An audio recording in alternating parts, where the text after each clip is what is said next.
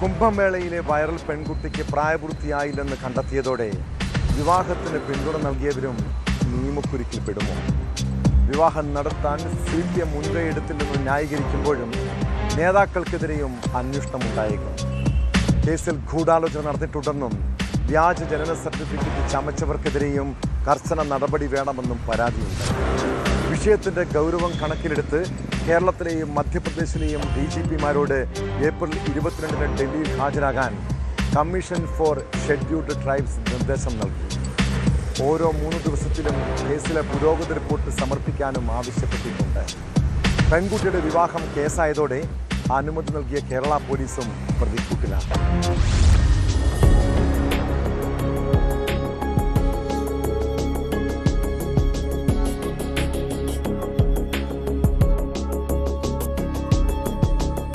Kumbh Mela viral താരത്തിന്റെ പ്രായപൂർത്തിയാകുന്നതിന് മുൻപുള്ള വിവാഹം ദേശീയ തലത്തിൽ വലിയ രാഷ്ട്രീയ വിവാദമായതാണ്. സംഭവത്തിൽ ഭർത്താവിനെതിരെ പോക്സോ കേസെടുത്തതോടെ കേരളത്തിലെ CPM നേതാക്കൾ വെട്ടിലായിരിക്കുന്നു.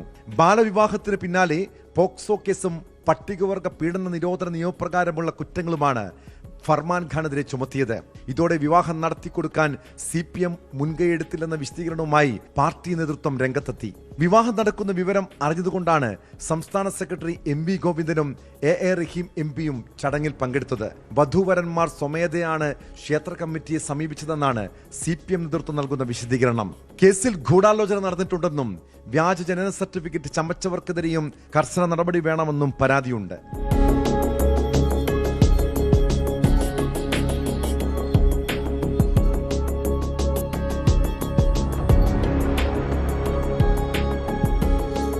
കുംഭമേളയിലെ വൈറൽ പെൺകുട്ടിയുടെ വിവാഹം കേസായതോടെ അനുമതി നൽകിയ കേരള പോലീസും പ്രതിക്കൂട്ടിലായ സ്ഥിതിയാണ്. തിരുവനന്തപുരം തമ്പാനൂർ പോലീസാണ് രേഖകൾ പരിശോധിച്ച് പെൺകുട്ടിക്ക് 18 വയസ്സ് പൂർത്തിയായെന്ന് ഉറപ്പിച്ചത്.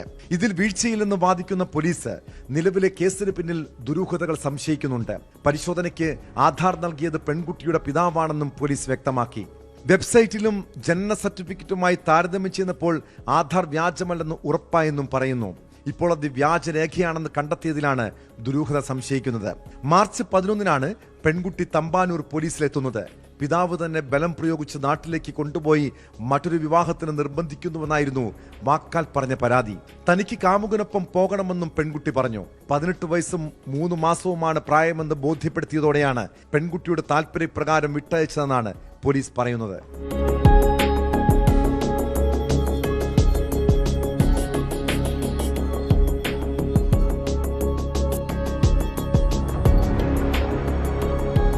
പോക്സോ കേസ് രജിസ്റ്റർ ചെയ്തതിന് പിന്നാലെ പെൺകുട്ടിയെ വിവാഹം ചെയ്ത ഫർമാൻ ഖാനെ മധ്യപ്രദേശ് പോലീസ് ഉടൻ കസ്റ്റഡിയിലെടുത്തേക്കും. വിവാഹ സമയത്ത് പെൺകുട്ടിക്ക് 16 വയസ്സേ ഉണ്ടായിരുന്നുള്ളൂ എന്നും കേരളത്തിൽ വെച്ച് നടന്ന വിവാഹത്തിന് ഉപയോഗിച്ചത് വ്യാജരേഖയെന്നും ദേശീയ പട്ടികവർഗ കമ്മീഷൻ കണ്ടെത്തിയതിന് പിന്നാലെയാണ് മധ്യപ്രദേശ് പോലീസ് കേസെടുത്തത്. പെൺകുട്ടി ജനിച്ചത് 2009 ഡിസംബർ 30-നാണെന്ന് തെളിയിക്കുന്ന മധ്യപ്രദേശിലെ മഹേശ്വർ ആശുപത്രിയിലെ രേഖകൾ പോലീസ് ശേഖരിച്ചിട്ടുണ്ട്.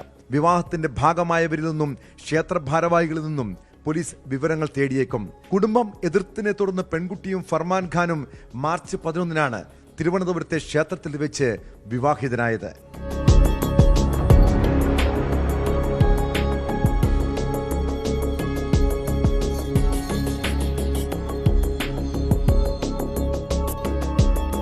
News desk news 18.